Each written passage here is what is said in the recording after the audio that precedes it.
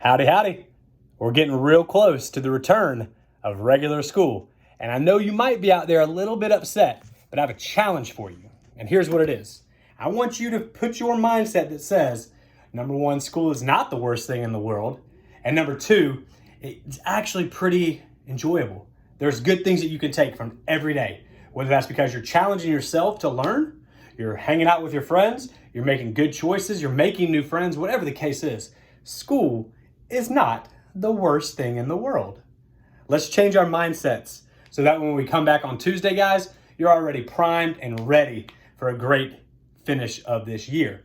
Which brings me to the one last thing before we read our book, which is a good one called Monsters Eat Whiny Children by Kaplan. Before we get to that book, though, I'm challenging you guys to bring good things in two areas. Good effort, good attitude. Bring those two things, and this whole school year will be a whole lot better. It'll go a lot smoother. You'll see how smart you can be. You'll see how much we as the teachers care about you and want you to succeed. But that's a little bit down the line, not too much. Prime your mind for a great start to the 2020 school year, or the 2020 second half of the school year, I should say. Bring good effort, bring good attitude. That's all you gotta do. We'll take care of the rest. You bring those two things. Monsters Eat Whiny Children on MrErikReads. Ding.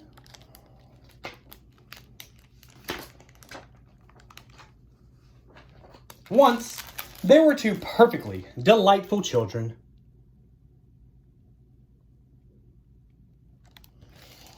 But they were going through a terrible phase. And they whined all day and all night. I want to go outside, whined Henry. Yes, outside, whined Eve. Where is my phone? Whined Henry. No grilled cheese for me, whined Eve. And so on and so on. Now their kindly father warned them that monsters eat whiny children. They didn't believe him. Oh, man. And so one day they whined and they whined and they whined until finally a monster came and stole them away. And he carried them to his lair on the bad side of town.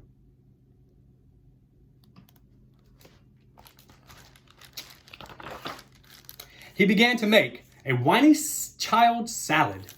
I don't like sitting on lettuce, Henry whined. Yeah, no wooden bowl, whined Eve. The monster went ahead and made some dressing and poured it on Henry and Eve, and he called his wife in for dinner. She sampled the dressing and spat it out. I hate cilantro. I hate cilantro, she screamed. Start again, and this time use paprika. I hate paprika, said the monster. No, you don't, said his wife.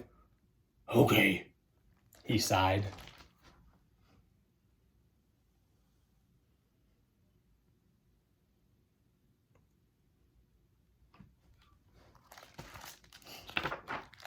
So he hosed off Henry and Eve, and he made a new dressing, and this time with paprika. His wife tasted it. I love it, she said. Everything was perfect. But just as Henry and Eve were about to get back into the wooden bowl, a neighbor dropped by and asked the monsters what they were up to. When they told him, the neighbor totally freaked out. You got two wonderfully whiny children and you're gonna make a salad? He said.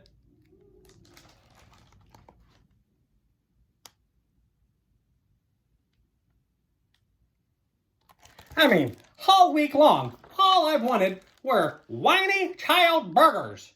Let's grill these kids up. Yum! The monster and his wife thought for a moment. The neighbor said, come on, I can't wait another second. Hey, I think I even dreamed about whiny child burgers last night. Okay, said the monster.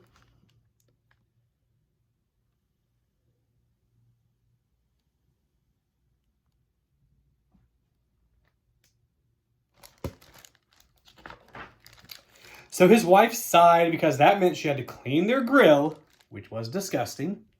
So they got the grill out of the back of the garage, cleaned it, and tried to make a good fire. But the monster couldn't do it, nor his wife, nor his neighbor, because it's hard to get a fire going sometimes.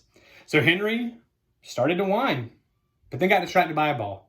And he rolled it over to Eve while the monsters were yelling at the grill. Finally, they asked the neighbor's cousin to come over and he could set the fire because he was good at grills.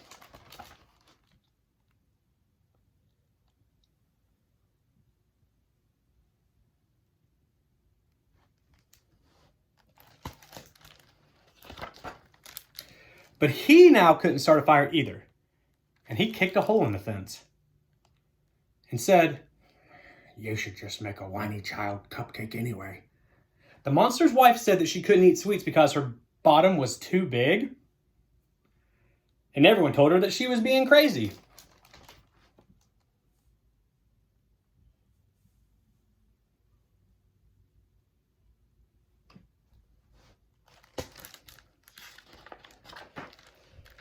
"Besides, I hate baking," she said. "I'll do it," said the neighbor's cousin. And he started to assemble the ingredients to make a cake, but then there was a terrible accident, and flour spilled all over the floor.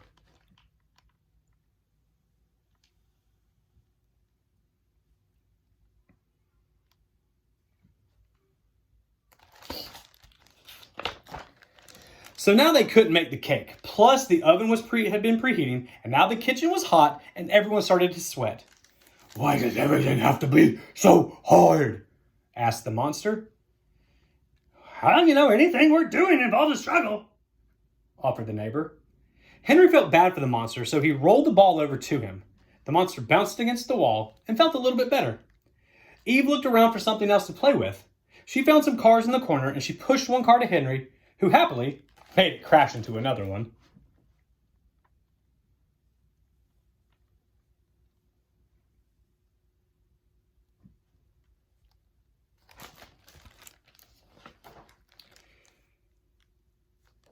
"We could make some rice and put a little curry in it and have an Indian dish," someone suggested half-heartedly. "Perhaps a whiny child vindaloo." They all tried to figure out if they were in the mood for Indian food. Sometimes it's so hard to figure out if you're in the mood for Indian food, they thought. And as the monster's wife looked for some trucks to give to the Henry and Eve, she thought about the last time she ate Indian food, and it hadn't agreed with her, and she wondered if that would happen again.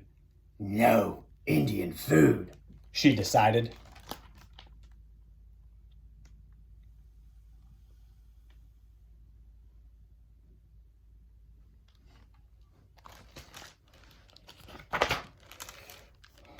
"What's going on in here?" someone yelled in a loud, nasally voice. Everyone turned around to find the monster's aunt entering, angry at the world as she always was. They told her about their day, and she yelled at them. "Oh, for Pete's sake," she said, hitting the neighbor's cousin with some spittle because she had a saliva problem. "You should just make a simple whiny child cucumber sandwich." She does not look very pleasant.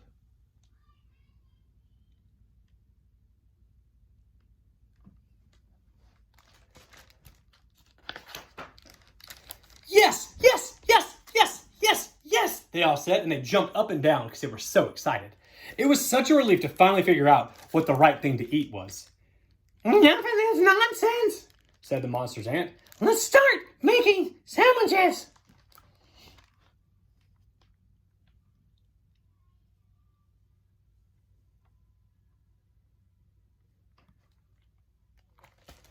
Uh-oh.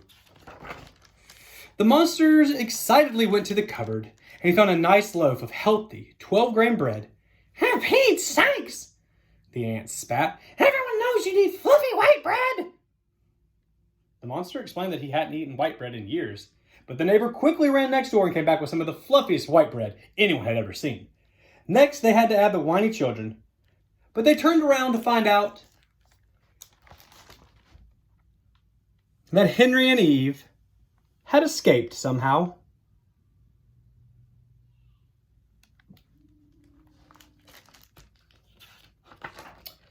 So they all sat down and ate cucumber sandwiches, which, while not like the ones with whiny children, were still absolutely delicious anyway. Here's the recipe in case you're wondering. You lay out slices of fluffy white bread, You spread mayonnaise or cream cheese or butter all over them. Slice some cucumbers and put them on the bread. And then put the rest of the bread on the top. And then they're ready to serve.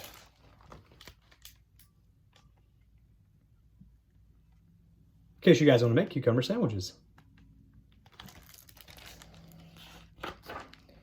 Meanwhile, Henry and Eve ran back home, and they never whined again.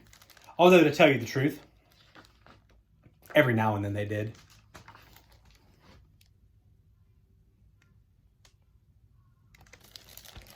The end of Mr. Bruce Eric Kaplan's Monsters Eat Whiny Children.